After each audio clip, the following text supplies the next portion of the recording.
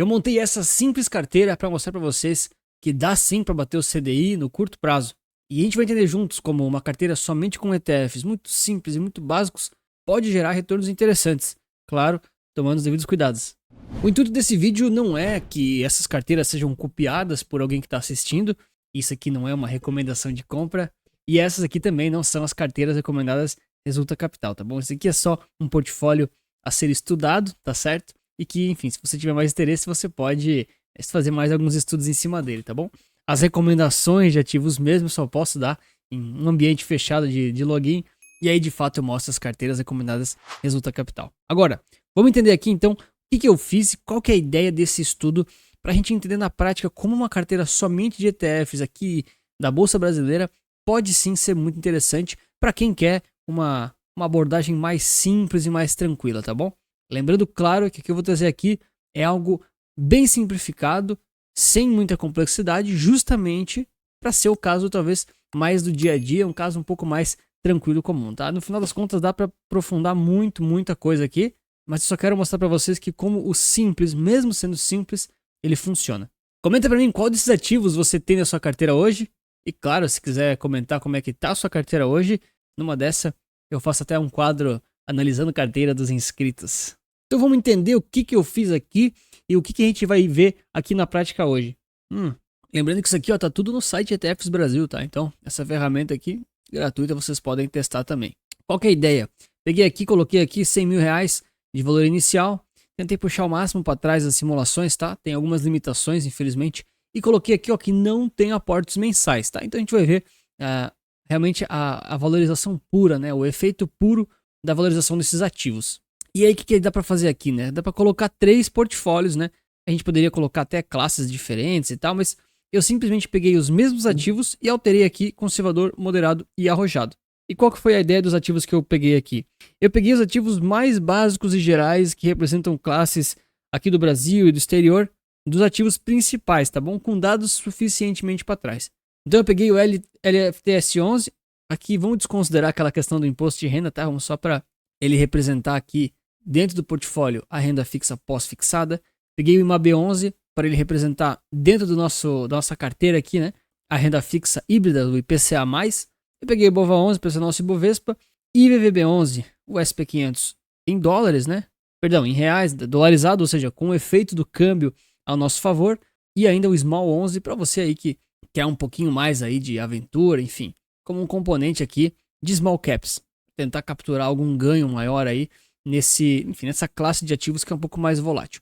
E aí eu coloquei aqui segmentado os percentuais por tipo de carteira.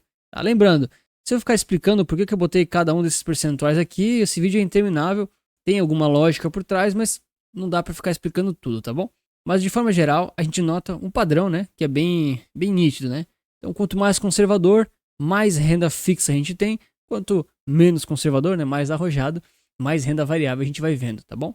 E aí, aqui a ferramenta nos gera esses 3 cenários aqui, nessas 3 simulações que a gente consegue ver de forma já bem clara, em termos aqui do conservador, moderado e arrojado, as exposições que ele tem em renda fixa, variável, internacional e nacional. Não é a forma como eu mais gosto de ver as carteiras, tá bom? Mas é uma forma que já é suficientemente boa, tá? E como a gente viu, né? Então o conservador tem muito mais renda fixa, o moderado um pouco menos, e o arrojado aqui já tem, enfim, tá meio a meio, né? Há quem diga que deveria até ser mais renda variável e tal. Mas acho que aqui tá bom para o nosso exemplo ser bem prático, tá? Inclusive a gente vai ver os resultados. O arrojado, ele rende mais no período ali que a gente simulou, mas ele não é a melhor escolha, tá? Eu já vou mostrar para vocês isso tudo. Olha, eu não sei se você curte ETFs e carteiras de investimentos inteligentes, mas se você curte o vídeo, deixa o like e se inscreve aqui no canal. Ó, esse modelo aqui dessa caneca tem um RCO e com investir certo resulta capital. Essa aqui ficou muito legal também. Ó lá, isso aqui eu tenho que dar de brinde para os clientes. Beleza, e aqui ele dá alguns resultados já para a gente entender como é que elas renderam aqui ao longo do tempo, tá?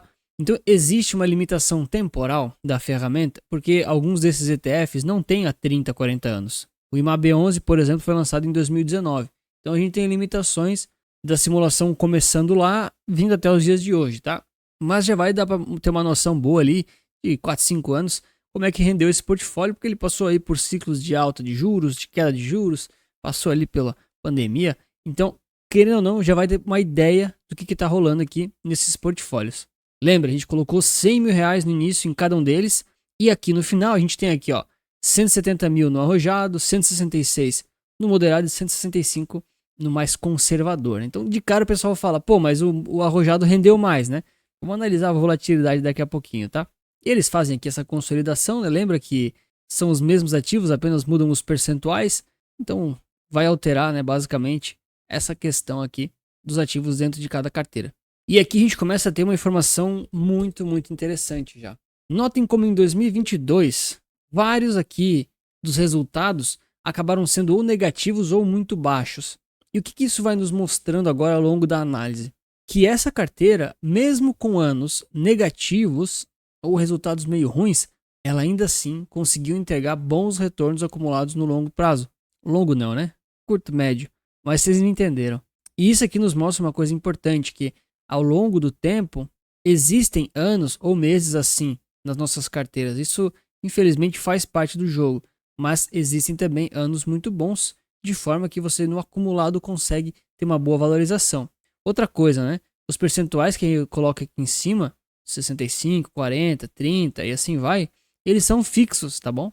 Então, é como se eu escolhesse aquilo lá e fechasse o olho e ficasse fixo, estático, né? Então, talvez na vida real seria um pouco diferente, porque, por exemplo, nas carteiras recomendadas, em alguns momentos, eu altero esses percentuais.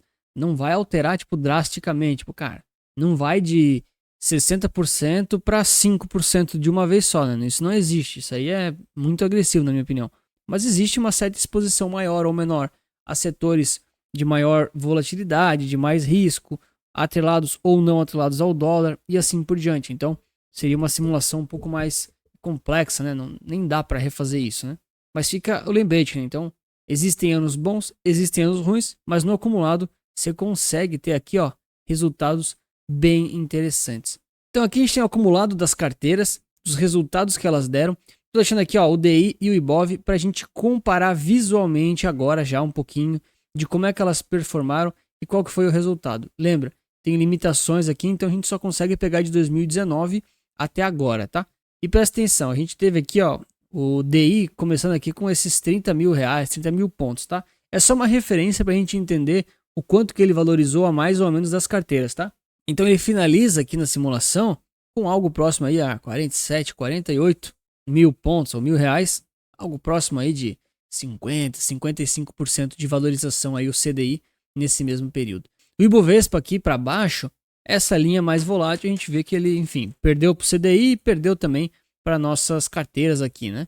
E aí tem as três carteiras aqui em cima, elas ficaram assim realmente bem próximas aqui de resultado, né? A gente nota que acabou ficando realmente bem próximo.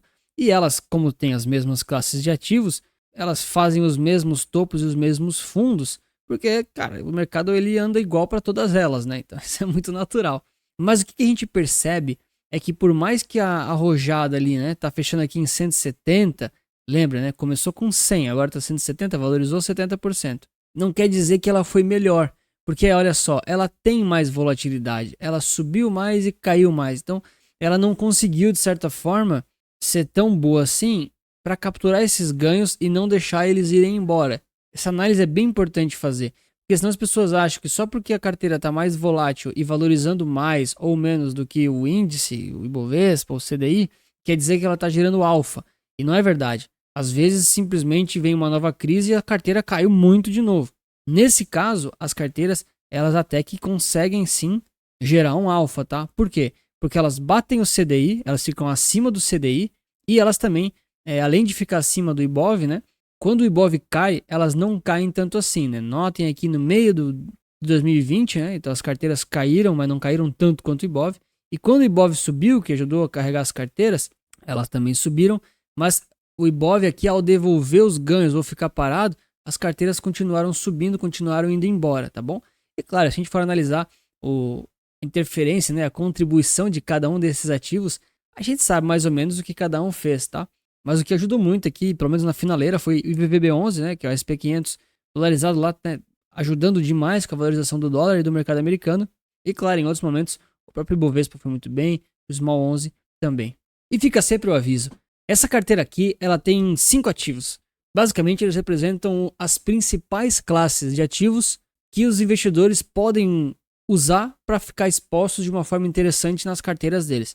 Mas na prática, você pode ter exposição a muitas outras coisas. Eu não coloquei aqui criptomoedas, não coloquei nada de ouro, não coloquei quase nada de commodities especificamente, não coloquei, por exemplo, alguns tipos de renda fixa pré-fixada, não botei fundos imobiliários, não botei REITs, e tudo isso de uma forma ou outra pode ajudar você e contribuir com uma carteira de forma que ela seja ainda mais diversificada e que leve aí a comportamentos e retornos otimizados. E é isso que eu faço na prática e que eu ofereço com as carteiras recomendadas Resulta Capital. Que eu ofereço carteiras para crescimento de patrimônio, mais ou menos nessa vibe aqui, em que elas são disponibilizadas para quem é conservador, moderado ou arrojado. Você recebe as três, escolhe qual delas prefere seguir, ou então uma carteira única para renda passiva. Daí tem um viés um pouco mais moderado e arrojado. Mas o ponto todo é que são carteiras construídas basicamente com ETFs ou BDRs comprados na B3 e que a nossa proposta é sempre tentar gerar esse alfa para elas valorizarem mais que os índices, mas quando alguns benchmarks forem caindo e se desvalorizando, que elas fiquem pelo menos paradas, mantendo os ganhos. Claro, tentar valorizar se possível, né? Mas para não perder, não devolver tudo aquilo que foi valorizado, que é o caso, infelizmente, de muitas carteiras de muitos clientes. O cara fala, né? Poxa, eu tô rendendo mais que o Ibov, tô batendo o IFIX, pô, show de bola. Mas quando vem a crise, eles caem tanto quanto o índice ou até mais.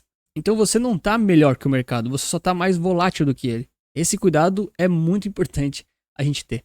E se você não entendeu nada do que eu falei ou quer saber mais sobre as carteiras, tem aqui um QR Code na tela ou um link na descrição. Acessa lá, que em fevereiro vai ter uma grande promoção com nova área logada e grandes detalhes nas carteiras. Certo? E qual é a melhor carteira então, Anthony? Desses exemplos que tu deu, exemplo simplificado, né? Tem algumas limitações de período, de tempo, não teve janelas móveis, não teve classes de ativos muito específicas e complexas, mas teve aqui uma ideia legal para a gente analisar. Então o que agora a gente tem que prestar atenção, tá? Eles botam aqui alguns dados, a gente vai ver no detalhe, mas a primeira coisa que eu sempre fico muito atento é essa questão do drawdown. É o quanto que as carteiras desvalorizam nos seus piores momentos. E aqui a gente tem uma informação importante já. A carteira conservadora foi alguma coisa próxima aqui de 9 a 10% de drawdown. A moderada, 18,5% e a arrojada, 22%. Todas elas aqui nesse mesmo dia, foi lá em 2020, a famosa crise aí do Covid, né? E beleza. Então assim, faz parte, né? Até pelos componentes de renda fixa, elas vão cair menos do que o mercado puro, mas ainda assim são resultados aqui importantes para a gente ter noção, porque, cara, é um drawdown grande, né? 22% já é um drawdown considerável. E aí a gente vai justamente para essas perguntas e para essas questões, porque a melhor carteira não é aquela que simplesmente rende mais. Ela rendeu mais, é muito bom para você que botou lá o dinheiro e agora na simulação que tudo acabou e já passou, você sabe que ela rendeu mais. Mas como ela rendeu até chegar nesse nível? Isso importa muito. E aí a gente vê muito aqui pela questão do desvio padrão, pelo Sharpe, e também uma certa comparação aqui do Kiger, né? O retorno anual composto. Então, o que eu olho quando eu avalio esse tipo aqui de simulação? Primeiro, retorno total. Beleza. 70% para arrojada, 66% para moderada e 65% para o conservador. Então, aqui de cara, o conservador e o moderado foi praticamente a mesma coisa, tá? Pô, mudou aqui, né? 0,5% em 4, 5 anos. Cara, é praticamente a mesma coisa, tá bom? Olha só que interessante. O melhor ano, 14,5 contra 15,8. Cara, também, beleza, né? O moderado até foi um pouco melhor, mas não foi muito melhor, né? E o pior ano, quem tava na conservadora até foi um pouquinho melhor do que o moderado. Mesma coisa aqui pro arrojado, né? A gente tem aqui o 70%, que é só um pouquinho mais do que o conservador ou que o moderado. E ele teve melhor ano, sendo mais alto, né, o percentual de valorização, e o pior, fechando levemente no negativo. Mas aqui, na minha opinião, não compensa correr um risco maior para um portfólio arrojado para um benefício tão pequeno assim, em termos de valorização maior. E a gente consegue ver isso aqui, ó, justamente através do desvio padrão e do Sharpe. Eu não vou me aprofundar muito o que é cada um deles, mas desvio padrão é uma forma de você medir a volatilidade, tá? É mais ou menos isso. Então, quanto menos desvio padrão, a gente tem um pouco mais de consistência nas entregas dos resultados daquela carteira, né? A valorização diária gira mais ou menos ali em em uma média mais próxima. Quando o desvio padrão fica muito grande, você, enfim, vai lidar com volatilidade, não sabe muito bem o que vai acontecer, pode subir mais, pode cair mais e assim por diante. E isso reflete principalmente aqui no Sharpe, tá bom? Então, quanto maior o Sharpe, tende a ser melhor a carteira em termos de que retorno por volatilidade relativos, tá? Porque é isso que a gente busca quando constrói carteiras. A gente quer o maior retorno? A gente quer, mas não é o retorno maximizado, é o retorno otimizado. Porque se eu maximizo o retorno, eu vou ter que maximizar o risco também. E se eu otimizo o meu retorno, eu tenho que otimizar o risco. E isso não é uma coisa tão fácil de fazer, acreditem, mas dá para fazer. Então, nosso objetivo sempre é ter o melhor possível de retorno, de valorização, a gente quer isso, claro, mas sempre correndo o mínimo possível de risco e também de volatilidade. Porque daí a gente tenta encontrar aí um ponto ideal que, claro, ainda assim tem volatilidade, tem oscilações, é variável, não existe garantia fixa de uma coisa específica, mas ele tende a ser um pouco mais como eu falei antes. Quando sobe, sobe igual ou um pouquinho mais que os índices, e quando cai, cai um pouquinho menos do que os índices. Isso é gerar alfa no longo prazo, é o que faz as carteiras baterem os mercados de forma mais consistente. E sim, isso não é fácil, não é simples, e a gente tem que, de forma contínua, mas muito equilibrada, tentar fazer isso na continuidade. Não porque a gente quer bater os índices e ser o melhor do mercado. Não, não dá, isso realmente é muito difícil. Mas como a gente compra, eu no caso, né, os próprios índices, então eu sei que de alguma forma eu vou estar muito perto deles. Claro, com algumas interferências aí em momentos certos para tentar capturar esses ganhos. Agora, além de investir seu dinheiro, eu acredito demais que é importante você saber investir o seu tempo, que é o seu bem mais precioso e que é dele que vem toda a sua riqueza pessoal e todos os seus investimentos. Não entendeu nada? Eu te explico mais nesse vídeo aqui. Obrigado pelo seu like, inscrição e lembre-se que investir certo resulta capital.